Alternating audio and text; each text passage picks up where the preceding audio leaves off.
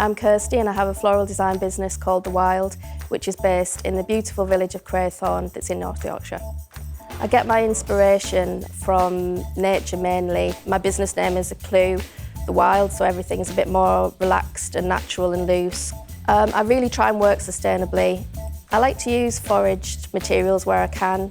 Obviously you have to be careful about using too much. Today we're going to make a beautiful winter wreath. It is linked to Christmas, but winter is also a great time, or year-round actually. In the springtime, when the winter foliage has died, you can take that all out of the base and replace it with spring foliage and flowers.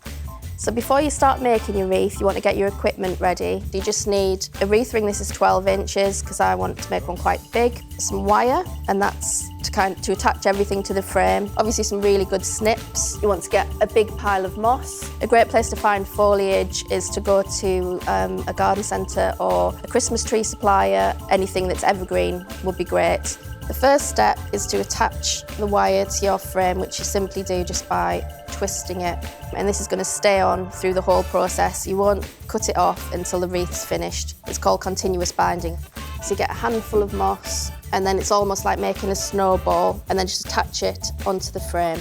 And then with the wire, you go over and under and pull really tight. Continue that all the way around the frame. And a good way to test it is just to hold it up and give it a shake. So you just continue this around the whole way. Let's finish, that's how it's going to look at the end. And then the next step is to prepare your foliage. And at this point you want to think about your finished size and style. If you want it to be quite wild and full, then choose longer branches. And I just take away the last little bits of foliage on the stem so that the stem is clear. If you see how that stem I've kept long of this mimosa, but then I've made a smaller one. So starting from the back, you would choose something a bit longer, and then you just kind of fan them down. The third step is to attach the bundle onto your frame. Just lay the foliage across the moss and use the wire to attach it to the base. And you really need to pull hard at this stage or they'll just fall off. So that's my first bundle, and then I'll just keep doing that as I work my way around. It's really important when you put your second bundle on and the subsequent ones to make sure you don't put them in different directions. Keep them going the way that you initially started.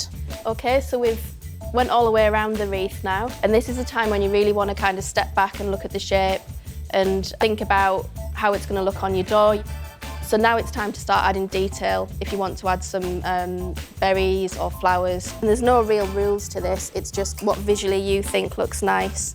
So just some nice rose hip. If you want it to be really special, you could add through some fresh flowers, and you just push the stems into the moss, and that means that they're going to drink. If you keep your moss nice and damp, you'll keep everything fresher for a lot longer. And then for the final check over, if you get it back, hold it up somewhere, maybe put it on your door, ready to hang. You'll notice when it gets up on the door that it'll look very different.